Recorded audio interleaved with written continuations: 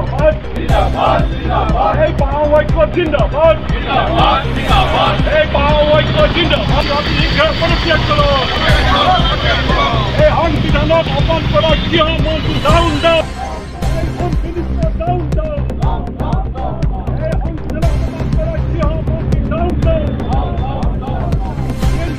জিন্দাবাদ জিন্দাবাদ জিন্দাবাদ বাংলাদেশ জিন্দাবাদ জিন্দাবাদ এই সংবিধানক অপমান করা গৃহমন্ত্রী আপনি শিক্ষার পরিত্যাগ করুন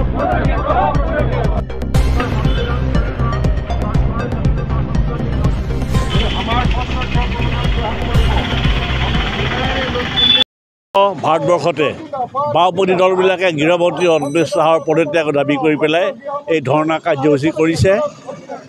গতিকে আমিও ডিব্ৰুগড়তো CPM, CPI, RCPI আৰু CPI-ML এই ধৰ্মঘটৰ কাৰ্যসূচীত আমি কৰিছোঁ। এতিয়া ডেপুটি কমিশ্যনাৰ আহিছে, ডেপুটি কমিশ্যনাৰ প্ৰতিনিধি আমি এখন মেমৰেণ্ডাম ছাবমিট কৰিম। আৰু আমাৰ যি মূল দাবীটো হৈছে সেই দাবীটো হ'ল গৃহমন্ত্ৰীয়ে পদত্যাগ কৰিব লাগে। আপোনালোকে জানে ডক্টৰ B.R. আম্বেদকাৰ যি মনু সংহিতাৰ কথা কৈছিলে, তেওঁ মনু সংহিতা পঢ়িছিলে আৰু কৈছিলে যে মনু সংহিতা হিন্দুত্বৰ উচ্চ বৰ্ণৰ মানুহৰ বাহিৰে কাকো ৰক্ষা নকৰে। গতিকে আমি মনু সংহিতা তেওঁ জ্বলাই দিছিলে 1927 চনত আৰু 1956 চনত তেওঁ হিন্দুৰ পৰা বৌদ্ধ ধৰ্ম হৈ গৈছিল।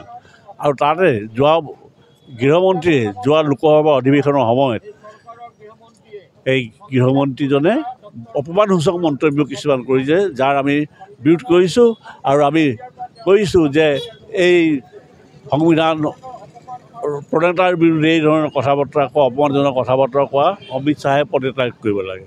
এই আজি কাৰ্যসূচীৰ মূল কথা।